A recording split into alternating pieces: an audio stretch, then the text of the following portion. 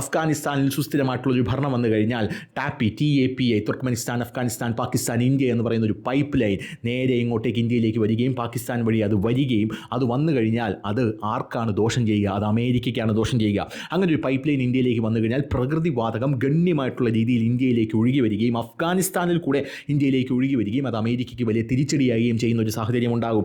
അപ്പോൾ ആ ഒരു സാഹചര്യത്തിൽ അഫ്ഗാനിസ്ഥാനെ അസ്ഥിരപ്പെടുത്താനുള്ള നീക്കങ്ങളാണ് പാകിസ്ഥാൻ വഴി ഇപ്പോൾ അമേരിക്ക നടത്തിക്കൊണ്ടിരിക്കുന്നത് പ്രധാനമായിട്ടും.